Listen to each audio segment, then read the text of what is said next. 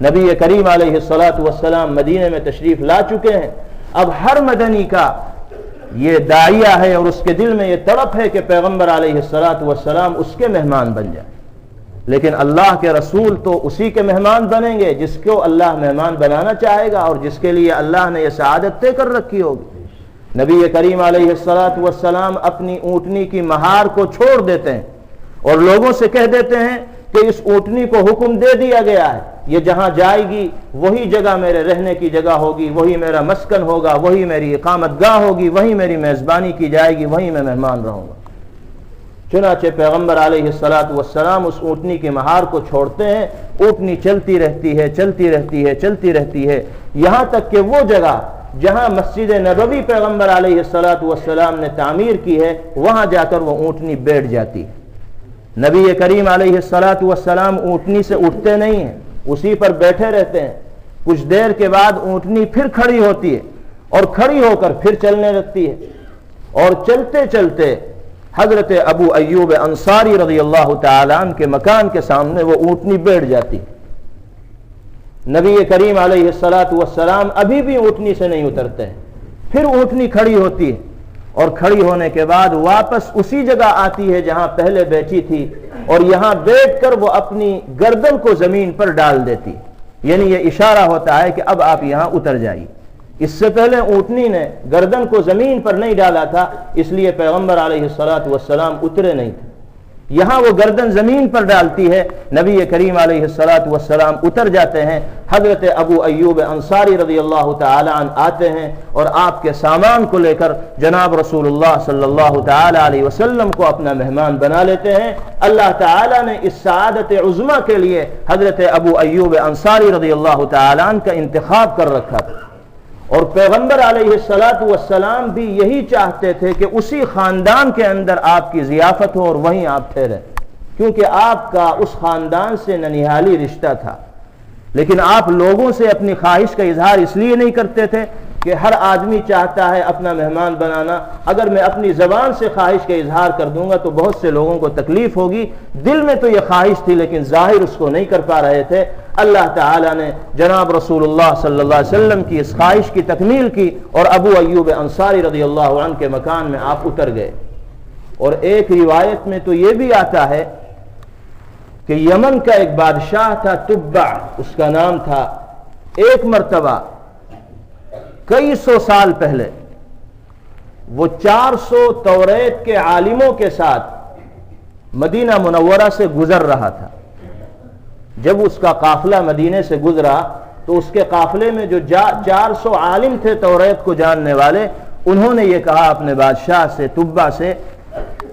کہ ہماری کتاب یہ بتا رہی ہے کہ ہم اس وقت جس علاقے میں ہیں یہ علاقہ اللہ کے آخری نبی اور آخری رسول کا دار الہجرت بنے گا.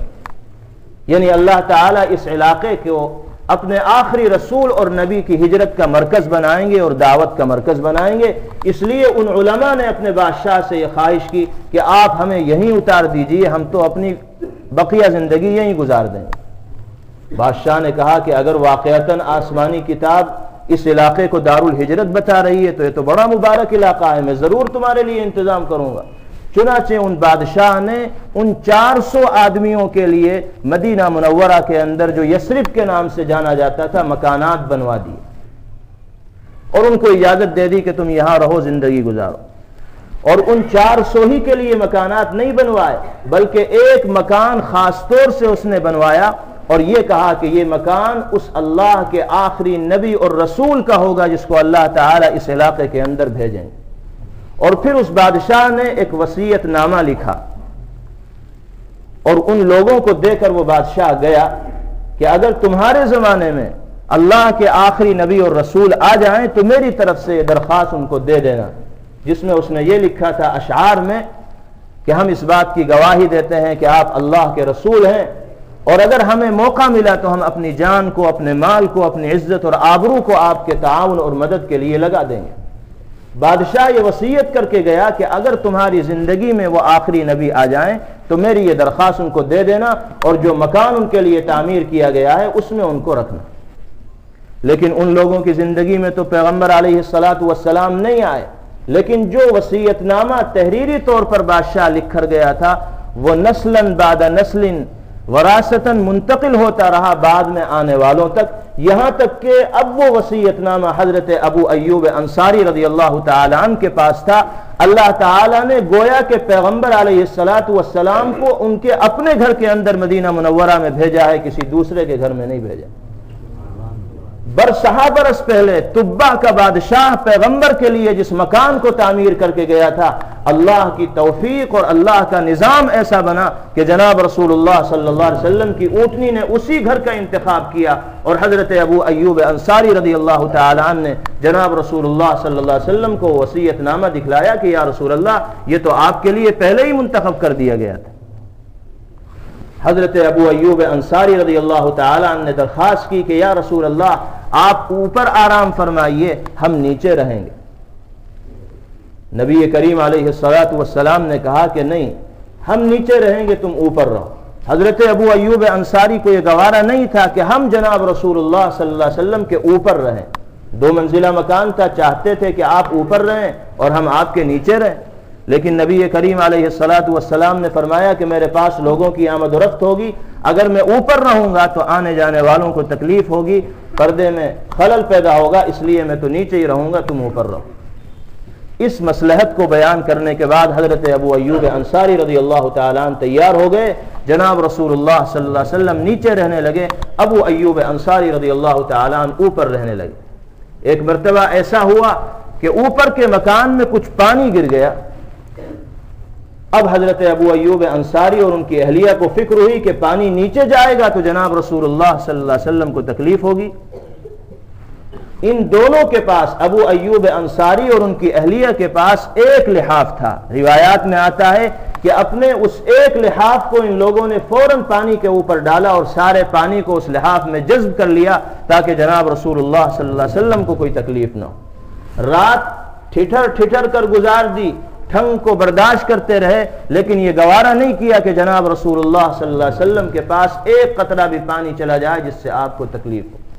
اس طرح نبی کریم علیہ السلام حضرت ابو ایوب انصاری رضی اللہ تعالیٰ عنہ کے مکان میں رہے، اور پھر آپ نے مسجد نبوی کی تعمیر فرمائی۔ تقریباً 7 مہینے کے بعد آپ نے اپنے خاندان والوں کو، اپنی صاحبزادیوں کو مکہ مکرمہ سے مدینہ منورہ بلوایا ہے۔ پھر مدینہ کے اندر کیا ہوا، کس طرح مسجد نبوی کی تعمیر ہوئی، اور کس طرح جناب رسول اللہ صلی اللہ تعالی علیہ وسلم نے اسلام کی دعوت کا اور نشر و اشاعت کا فریضہ انجام دیا، یہ ایک لمبی تفصیل ہے، اور اس تفصیل کو بیان کرنے کے لیے اگر حقیقت سے کام لیا جائے تو ہماری یہ مختصر سی عمر بھی ناکافی۔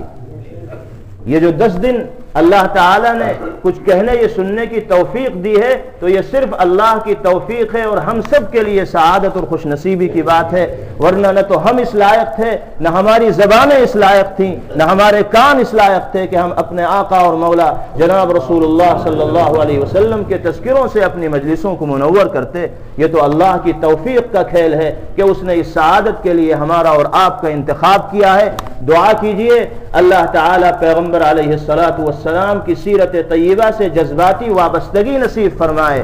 آپ کی صورت کو اختیار کرنے کی توفیق نصیب فرمائے، آپ کی سیرت کو بھی اختیار کرنے کی توفیق نصیب فرمائے۔ بڑا افسوس ہوتا ہے، ایک طرف تو ہم جناب رسول اللہ صلی اللہ علیہ وسلم کی محبت کا دم بھرتے ہیں اور محبت کا دعویٰ کرتے ہیں اور ہر چیز کو قربان کرنے کے لیے تیار ہو جاتے ہیں، لیکن دوسری طرف جب عملی میدان میں کام کرنے کا موقع آتا ہے اور نبی کریم علیہ السلام کی صورت و سیرت کو اختیار کرنے کا موقع آتا ہے تو ایسا محسوس ہوتا ہے کہ عملی طور پر ہم صفر ہیں، صرف زبانی جمع خرچ کر رہے ہیں۔ آپ آج یہ عزم کیجئے،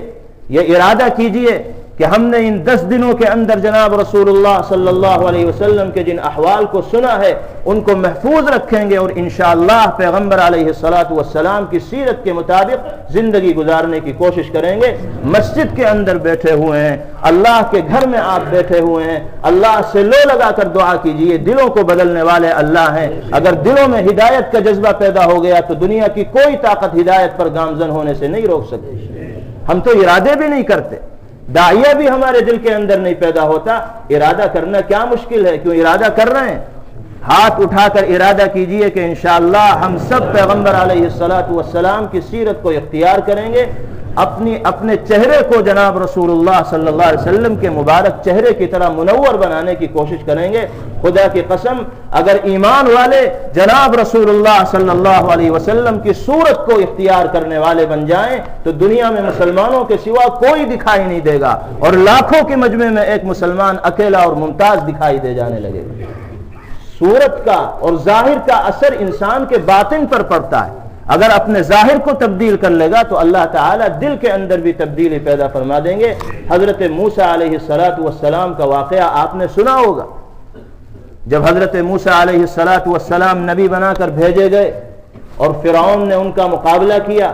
اور حضرت موسیٰ علیہ السلام کے معجزے کے مقابلے میں فرعون نے دنیا بھر کے جادوگروں کو جمع کیا، اور حضرت موسیٰ علیہ السلام کے معجزے سے سارے کے سارے جادوگروں کا جادو ختم ہو گیا، نیست و نابود ہو گیا، اور ان کے سانپ کو